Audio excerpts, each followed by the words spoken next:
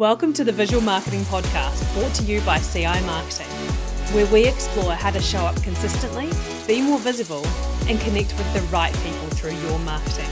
I'm your host, Liz. Welcome to another episode. Today I am really excited to introduce you to Vera, who's been on our team here at CI Marketing for 6 years. She is our graphic designer, and she is going to be talking all things design today. So stay tuned and listen to the whole episode. There are some really good bits in this one.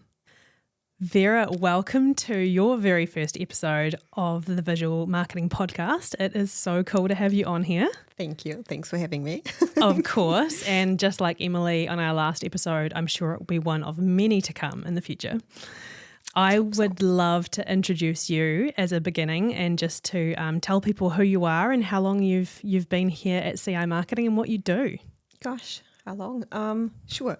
So, well, first of all, obviously the second I opened my mouth, everyone was probably like, that's an accent. So yes, I am from Austria and I'm trying really hard to speak slowly, but it might sound weird, first podcast ever. So we'll see how that goes. My bad if you don't understand me, but just let me know. There'll be captions, there'll be a script, the transcript, so people can read the text if they need to. Sounds good. Yeah. So I started at CI Marketing close to 6 years ago now. Time really does fly. It feels forever, but also not long at all. As a graphic designer / marketer. And actually I could just talk a little bit about my background, I guess. So when I was in school, actually, I thought about marketing, but I was like the ethical side of things were like, it's a lot. Like so I wasn't quite sure if I was really wanting to go into that. And they kind of stopped me for a while, but I was always like into art and photography and things. So there's this photography school that just opened up in Berlin and it sounds really cool. And I do like photography, so let's just apply. I didn't apply to any other photography schools. It was just that one and it was like a long shot. But they took me and that's how it all started. So I moved to Berlin, did that. I loved the visual side of it a lot. And well, so as you would know, I'm not the most decisive person ever. I never would have guessed that. And lots of strengths, but that's not one of them. I think we like to call that it's a skill set that you're working on. Yes, that. We all have those and it's okay because we're human. Yes, and this is why I have awesome colleagues who are way more decisive and can make the decision for me. No, but that was actually part of the reason, like I just taking 1,000 photos at a wedding and then having to choose them all just killed me slowly. Like I couldn't, I wanted them all and like, yeah. Anyway, so there was that, but I still loved the editing side of things. So the details and the just like working on one picture rather than like 15 or 1,000. And so they stuck with me. And I then decided after my bachelor that I want to do a master's in green marketing. So there was a fairly new master's program in Austria. So it was about how to do ethical and green marketing, eco marketing, all those sorts of things. And that felt a lot more comfortable, like ethically. So I was like, okay, still marketing. So long circle or like long side track. I love your versions of like metaphors that you're trying to convert to English from German.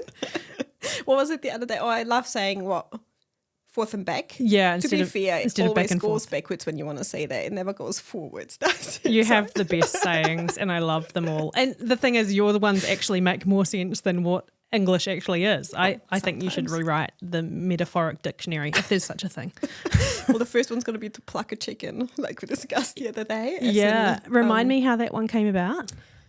Well, it's really just if you have a bone to pick with someone. And I guess it doesn't matter if you pick a bone or pluck a chicken. You have a problem with an animal. We have a bit of a theme going on with our podcast episodes where people in the hot seat are actually making up sayings. So Emily made up one in the last one and I think you've just made up a new one. So guys, if you are listening to this podcast, once again, you've heard it here first. To pluck a chicken, Vera. That might be the social post that goes out afterwards. I think it might be. Anyway, we digress. But yes. So I did that. Went traveling again, met my partner, moved to New Zealand, and found you, in short. And didn't leave. I have locked all the doors. She cannot leave. Yes. No. Yeah, I loved it ever since. The variety is awesome. So doing graphic design, but at the same time, the marketing side of things, it's just, I'm honestly not saying that to brag, but like, I just think having a bit of a marketing background really helps with design. Because if you design something, anyone can make something pretty, but it does need some meaning and some strategy behind it. Otherwise, it lacks just conviction. Is that the word? It is the word. Well done. It needs to mean something, and that needs to come from strategy and a well-researched background. And I think having that plus making it pretty, which is a very fun job, is also, it's more fun for me as well, because there's brain involved. There's it's not just pixels you move from one side to the other. And I think you're a little bit like me. I'm pretty sure my brain is 50-50, like 50% logical and 50% creative. I think you're very much like me in that regard. Yes, that's probably quite accurate. I actually just want to quickly circle back to your education, because I don't think you actually mentioned that you studied graphic design anywhere. Yeah, that is true. That was part of my master. Like, it was a sort of like a extra credit, I guess. That's what it would be in New Zealand. But then I had a few jobs before coming here where I learned on the job a lot. Walk me through like a typical day of being a graphic designer. A lot of coffee. I think that's the same for everybody in marketing, no matter what your job. A typical day. Well, the beauty of it is it's not typical day. Like, every day literally changes. And I think I would get really bored if it wasn't the case. But, well, I do have a process, I guess, even though I don't, it's not like something written down that I follow step by step every time, but it does come through. You talk to the client first. You talk about their strategy, their business model. You have a creative brief. It's quite fun or cool to see how it evolves. Like, first it's all you. Like, you start as the designer. You get all the input, then you put it all on paper. You have all these ideas. This is where the indecisiveness comes back in, because which we're working on. Yes. Because I have 1,000 ideas and I want to put them all on paper. I do have to put a stop on that eventually, but it just kind of flows, and you drive to work, or you stand in the shower and you have another idea, or you see something on like a number plate and you're like, oh my God, this letter could work, or this combination of, I don't know, it's just something. You show those first drafts to the client. They give you feedback and you start working on it, and suddenly you create something that's different but actually better than before, because it's them and it should be them. It's not about you, right? I love that. How do you handle it when a client comes to you with some ideas? Like, obviously we have a process we run through with them, so they're guided. Like, all the questions we ask them, we're asking them specific questions that are going to help you in the process. What happens when they come to you and they have an idea that you know is just absolutely not going to work for them? How do you handle that? More coffee. And then I do tend to make the one up that they're wanting. And often or sometimes they see it and they're like, yeah, okay. Maybe it's not the very best idea, especially if in comparison you have a few others that just look a lot better. So I would definitely provide them with more options. But in the end, if the client is set on something they really wanted, well, yes, I have to go with that. Like, I mean, it's not my logo as much as I want them all to be mine, but they're not. It's always going to be a combination of tastes and perspectives. And you've got that marketing background as well, so you can actually back it up with research and experience as well, and say, hey, this is why it's not going to work, or why I 100%. Believe it isn't going to work, or what would serve them better, of course. I mean, if it's like detrimental, or if it's really going to hurt them from a marketing perspective, yes, I would definitely speak up. I doubt like the McDonald's logo would have worked if it was blue, or, I mean, there are certain things that you would want to have right. If it's a dentist and you have like a a yucky, vomity green or like a dirty yellow, like probably not the best choice for clean white teeth. Things like that. But I think you can bring that across. You mentioned that you have your own taste. Like in your own personal life, do you have like a vibe or an aesthetic that really appeals to you? It does change. I mean, obviously trends change and we're all not immune to trends. And I'm trying to not follow them as much as I can, but it's in human nature to kind of be influenced. So yeah, of course. And I do like a bit of like boho or like a bit of like just light and airy, lots of sunlight. You have done renovations on your own house. Did you go with a particular style across the whole house or did you go room by room? Oh, I definitely did. Outside to inside, everything kind of had to be connected. So like the outside has a bit of like a dark green in it. So I wanted to have that in the kitchen tiles and some wall color like accents as well. But the rest is like creamy and white and like woody and wooden floors. And yes, only took 3 years, but it actually helped me in the design process as well. Funnily enough, there was definitely a connection because if you enjoy being creative, it doesn't really matter where you end up as long as it has to do with creativity. Like you can have fun with lots of different fields. But like funnily enough with graphic design, there are already quite a few different fields. Like, I mean, you can say you're a designer, right? But it's a bit like a doctor or a construction worker or like there's so many niches within that as well. So what's your favorite area? I do love like a good layout, like a website layout or like applying the brand is probably where the most fun comes in because you have some rules, like a clear set of instructions, but then you get to work with them. It's like, we have this discussion lots in the office, right? Because we do like baking and cooking. And as you know, I can't follow a recipe for the life of me. I am well aware of this, yes. So I start with the instructions and the layout, the rules that need to be there, and then I get creative. I particularly remember a moment with the golf ball sized. I think I said, make the cookies golf ball sized, and then you came to me and said, "Oh, is this a little bit too big?" And it was like baseball sized, and I'm like, "Yeah, go like half or a third," and you're like, "Really?" Yeah. They were delicious anyway. And we made them a bit smaller. But yeah, so it's a similar approach, I guess. But the funny thing about this is I think the best applied brands are the ones that are actually to the point that it gets boring. Like where you don't have a lot of creativity anymore. The big brands, they have brand style guides or brand guidelines, there are 1,000 different names for it, but a booklet that talks about the rules and instructions of how your brand should be used. So when it's first created, it's a logo, sizing, spacing, colors, the fonts, all that. And it is like a manual. And once that is done, you can't just go change it all up because then you don't have brand recognition anymore. And like the chocolate chip cookies, if you want them to be recognizable as chocolate chip cookies, they should have chocolate in them and probably be the size of a cookie, roughly.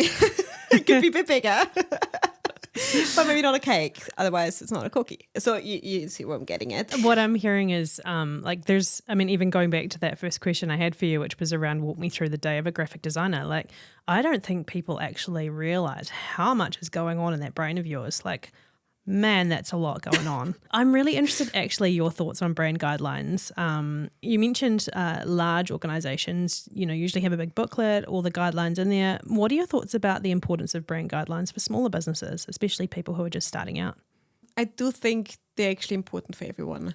I understand that if you're an owner-operated business and you just started, it's just you in the marketing, you do it all, right? Like you do the socials, you do the actual work, whatever it is. And now you just have to make it work and budget is tight. And I totally understand that.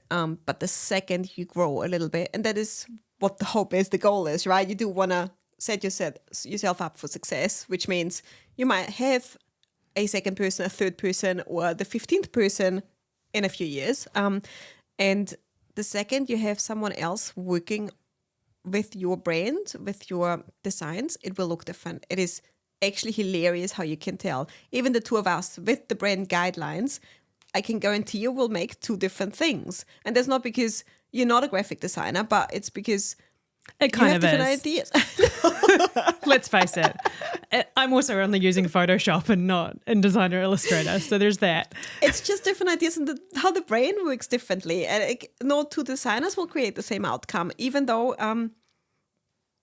you have the rules. But the more rules you have, the more likely you're going to have an outcome that is recognizable as your brand. And like loyalty comes from recognition. Like if you don't trust the brand, you're less likely to buy from them. Anybody who's listening and has been on the fence thinking, I'm a one-man band or I'm a, just a small organization or I'm just getting started, they think, oh, I'll get round to it. I don't need them. You know what? I'm going to give you some advice from my perspective. Every single day, I refer to our brand guidelines to make sure I've got the colors correct. Every single day, I just double check that I'm using the correct heading font and the correct body font, but I have it printed out right in front of me in a little booklet, and I'm referring to that every single day. I might want to point out that you purchased that booklet on purpose for this exact reason, which I love. It's so cool. I did. I got a little A5 sized clear file, and I've slipped in the printouts of all of our brand guidelines for the different businesses that I have and also our clients as well. And it's just super easy to flick through and find them really quickly. So it's been handy. Yeah, and I mean, look, you can start with a 1A4 page, right? But just this is the logo, these are the colors. And you can give that to, you probably will use a printer at one point, right? Like you want maybe signage for your car, you want an office sign, whatever it is, business cards, as small as it might be, you can give that file, those brand guidelines to the printer, and that will help the printer immensely. And then, well, if your daughter or son comes into the business and they help out with the social media, as it happens often enough, then they can follow that as well and don't just go like, oh, this is a pretty Canva template, let's use that. Like, they can use Canva if they have to, need to, want to, but just stick to the fonts and the colors, please. 100%. Yeah. Actually, I want to just touch on Canva. You've mentioned it. I'll be the first to admit here, we use Canva all the time. We use it for a lot of our social posts, templates for bits and pieces like that. But we're creating the designs based on the design that you've already created. So we already had the professional design done. We have the guidelines. We have that all loaded into our Canva account, and we definitely use it. So by no means are we saying don't use Canva at all. No. I wouldn't create logos in Canva. But there is a place for it, and it is often the easiest, most efficient way forward. And it is also getting better and better in terms of updates, like it's doing more and more. But it's not for everything either. Yeah, you make a really good point. I mean, you also mentioned just then I wouldn't make logos in Canva. I want to explore that a little further, especially for those listeners we have who are perhaps like a brand new business, or they've got a business idea and they know they need to start getting their branding created. I use branding in the wider sense of the term. I'm not just talking about a logo, but for the sake of this conversation, let's just talk about a logo. If they're thinking, oh, I'll just do something in Canva, they don't have a huge budget. What's your advice to them? It is a tough one, because I do understand if you're struggling to just get the starting cost, the investments going, just for like the materials you need to do your actual work or things like that, then a logo is probably like a lot on top of that, as in not a lot of cost necessarily in relation to your startup cost, but it's just one extra thing and you feel like it's not something you want to invest in right now. And if you're literally at the point of, if it's really the beginning, you might get away with a handmade or Canva-made logo for a year, but it is actually more than just the logo. It's not just a pretty stamp on top of something, which again leads to recognition. You want to start out right, ideally, because the sooner you start your brand awareness, the sooner you start your clients being used to your visual brand, the better, because it saves you, a year of people seeing your face, your logo, your colors, and recognizing you. But if you really can't, then maybe try and get advice or like research, or just to see if you can keep the colors the same. And Or even maybe find like a student who's a graphic design student. I think another thing that's really important is actually getting the right file types as well, so that when you go to get things printed, that you actually have the files that are usable for printing or for putting on your website or your social media. You need the correct file types, and some of those other tools that are not human-led can't give you those files. The second you want to get that logo bigger, on like scale it up, make it like printable on a poster, billboard, whatever, even just good quality on a website, like you need a certain size. And technology advances, improves so much that a good size 5 years ago is not the same as it is nowadays. So if you can make it work, at least get the logo done professionally. I would definitely recommend that.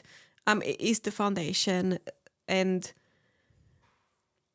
it is not fair to marketing and to your business and to design to always put that last. And we see that so often, like we're the ambulance at the bottom of the cliff. We're the ones that should save your business when all else failed. Let's just start right from the beginning and make it sustainable in the long run. And that same applies to design, the same applies to pretty much everything in life. Yeah, you're not wrong, actually. And if you want to hear more about that, check out episode 3, where Emily and I talked a lot about the importance of building a strong foundation and the structure through a marketing strategy. It really touches into that as well. We talked very briefly just before about the word brand. So how would you actually define what a brand is? Because obviously a lot of people think, a brand's your logo. Yes, so the definition of brand can vary greatly. I think overall use or the overall word of brand means everything, not just your visuals, but also your communications, your like who you are. Like your brand is your whole is your whole business. It's the office, like the space you're in. It is whatever the client or the customers are seeing.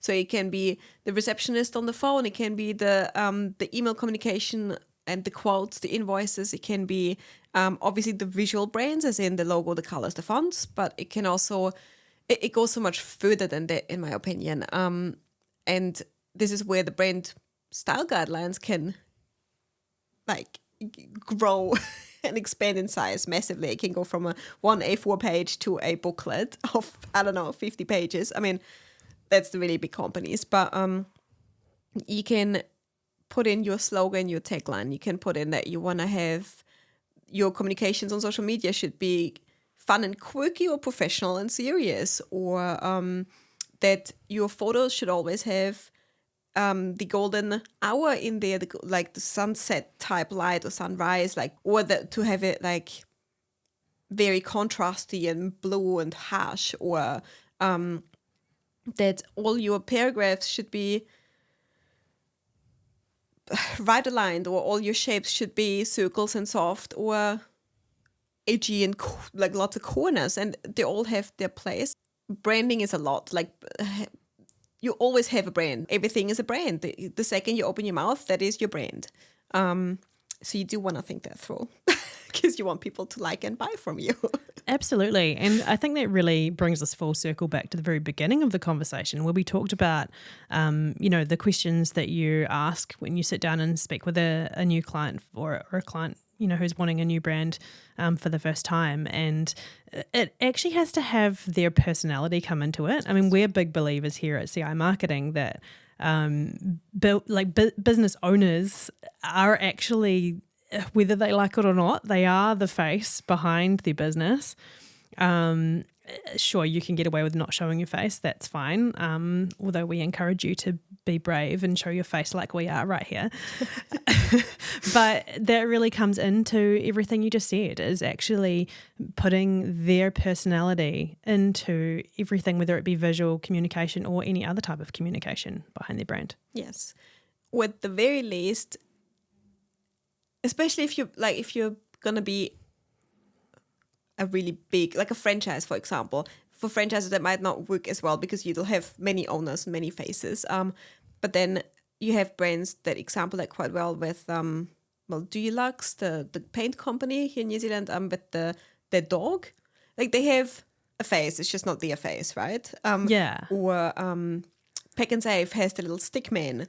You can like it or not, but people know about it, and it is their brand, and it is recognizable. So if you don't show your face, find another face. And there's no reason that a small company or a small organisation can't do that for themselves too. True. You don't have to be as big as Dulux and Pack and Save, right? That is very true. And maybe that's how you become bigger, if you want to be. Yeah. Maybe that's the secret. Maybe we've just uncovered the secret to growing your business. Find yourself a stick man or a dog. You need a mascot. Everybody needs a mascot. We need a mascot. It does make me think of how many times I asked a client what their favorite animal is, because it does talk about it. Like, honestly, there's a difference if I know I have the ideas that come to mind, or the inspiration that kind of is being sparked by those conversations and creative briefs. Is if you tell me your favorite animal is a lizard, it is very different than a bird or a whale. Like, just immediately your mind goes somewhere else. And what you like is also gonna, like, your preferences, your style, your clothing, your all of that. It will be in a line. Like, not many people are so all over the place that they have like a car that doesn't suit their style at all, and the dog doesn't look like them. You know, all those jokes, right? Like, of course. So it makes sense to bring that into your brand as well, and your company. It is your company, and you want that to be aligned. So the creative brief questions can be fun if you let them. What's your favorite animal, Vera? Gosh. I should have thought of that before saying this. Oh, sorry. This is where the indecisiveness comes back in. You can't have a zoo. It's not Noah's Ark. I do like sea creatures quite a bit. I like whales and not dolphins as much, but I mean they're fine. But I like octopus. What's the plural? Octopi. Octopi. Unsure. The one with the tentacles. You know, I have this funny question that I have always asked people. I don't remember where it came from, but I just made it up in my head when I meet new people, and it's completely unbusiness related whatsoever. But I completely work people out based on their answer. And I always ask people, what if you were picking a big king size block of chocolate, what flavour would you choose? Because if they say fruit and nut, I know exactly who they are. And they're probably not my people, but that's okay.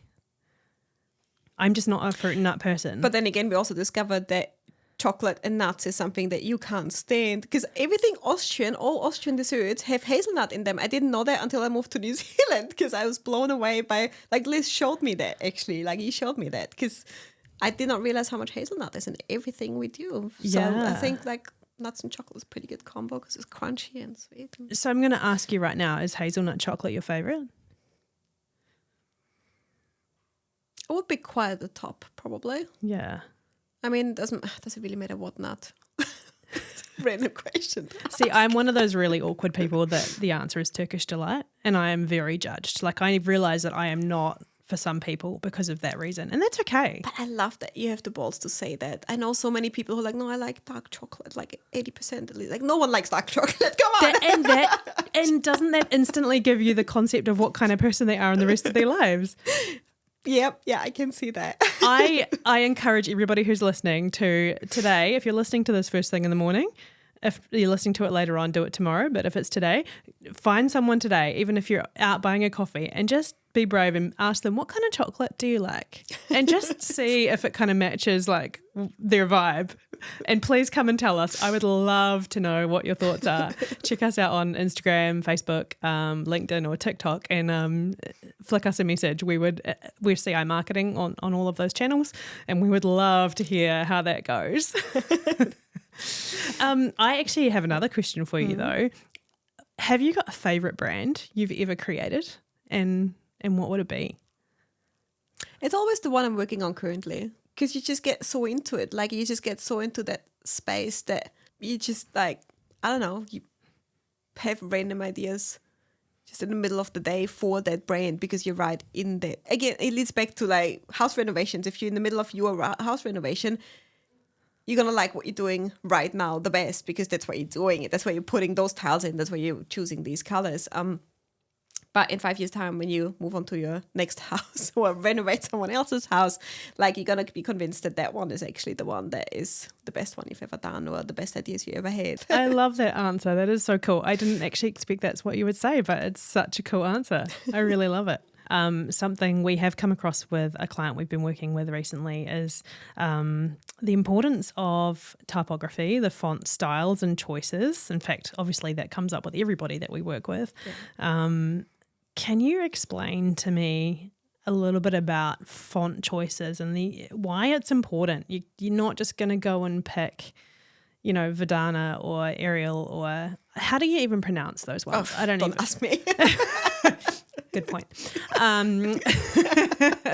You know what I mean, though? Like, and also it's not only about what suits, the style that you're going for, but also what's usable these days across platforms and things too. Yes, that's a very good point. Like serif fonts, there are quite a few that are usable on most platforms. Like those are the very common ones, but they're definitely trickier. So serif fonts are the ones that are a bit more, that have the little line at the end of the corners of each letter. The less modern ones, I'd say, but very classical ones. Sort of like what I think would be like in a newspaper or a magazine, that kind of style. Yes. Okay. Yep. And but just because we just talked about fun and quirky, we're having lots of jokes. Like you wouldn't see, and again a New Zealand example, but like skinny with a serif font, that would clash. Like having a quirky, fun, jokey, bold brand with serif, just. It's weird. Yeah, and for those international people who are listening, Skinny is a phone brand. Yeah. So in terms of like phone provider, mobile provider, and they have some pretty out there advertising. You could probably like even Uber, right? Uber, of course, you could make it work. Like it could be a challenge to make that work, as in like a good challenge. But funnily enough, most people intuitively pick a font that is like not the exact font, like as in the font name, but like a font family that actually works with them. So like it, and most of the time I would say it is actually the sans serif, like the modern ones, the bolder ones, or cleaner, minimalistic ones. But if you have a heritage type, elegant luxury brand, there's a reason why the other fonts exist, and they're beautiful in their own way, and it's just again very, very different style. And then you have the scripted, like the handwritten type styles ones as well, but those are really, really hard to work with, as in to be readable everywhere and to be accepted on all the digital platforms is going to be a struggle. Like even just our printer, right? Our office printer, the amount of times we have to convert something into a PDF to get it to print because the client's font is something that the printer doesn't accept, which is it's ridiculous. Like I shouldn't have to choose my brand based on the printer, the office printer. But if our client can't print our quotes or like your quotes, that's a problem. Yeah, it's a really valid point, actually, and something that people need to think about. And so actually choosing something that is kind of more standard is potentially a really good direction to go. But also even across social media platforms, the likes of TikTok and Instagram or Facebook Reels, people, the importance of putting captions and text onto a screen to work with the algorithm. There are certain fonts, they have a lot more now than they used to, but there are certain fonts that you can choose from. So maybe even have a look at those platforms and go, oh yeah, this one could work with my brand that I have, or even talk to your designer and say, hey, I've already got a brand, like what font out of the real options I have on Instagram, etc., do you think would be the best choice for me? Yeah, 100%. And again, this is where brand style guidelines come in. Fonts are tricky. They really are. And they're designers just for that, right? Talking about niches, because that's that's not me. I love a good font. I like searching for them, but creating one that's not my specialty. But all respect to them. Like that's amazing. And there's so many there's such cool fonts out there. Also, note if you're not in the design space or marketing space at all, you do have to purchase some of them. Please be aware that they come at a cost. They're free ones as well, but if you don't want to especially use for commercial use, right? Yes. Because there's a creative license on them, and you do want the designer to get paid as well, not just everyone else. Yeah, because those fonts don't just appear from nowhere. An actual person, although potentially even some AI stuff these days, but somebody has put in a prompt and somebody at some point has been involved in the process of actually creating that font, just like people create music. So 100%. And like the big companies actually had their own font created for them, right? Like so no one else can use it, which is quite cool if you think about it, but not everyone has that budget. Well, Vera, this has been such an interesting chat. We have covered so many different things, and I mean, I've obviously known you for some time, but I've even learnt a lot today. And honestly, the amount that is involved in what you do for a job, everything that goes on inside your mind, your creativity, your passion for what you do just blows me away. And I hope that it's really inspired everybody who's listening to really look at their own brand, whether they're starting up, whether they've been going for a while and they think they might need a refresh, and just think about the importance of being consistent across your brand, especially your visual brand. Yes, thank you. Thanks for having me. And you're making me blush. Thank you. No, that was very fun and way less scary than I thought it would be, being on a podcast. You did so well, and I'm really looking forward to next time. If anybody has any specific things that they would like Vera and I to speak about in the future, please don't hesitate to reach out. As I mentioned on our last episode, we are literally building this plan as we go, and it is based on what our experiences are and what people are wanting to hear. So please just let us know if you want to hear more from Vera and what you would like to hear about. Until next time. Until then. Thanks so much for joining the Visual Marketing Podcast, brought to you by CI Marketing. I'm your host, Liz, and I can't wait to share more episodes with you.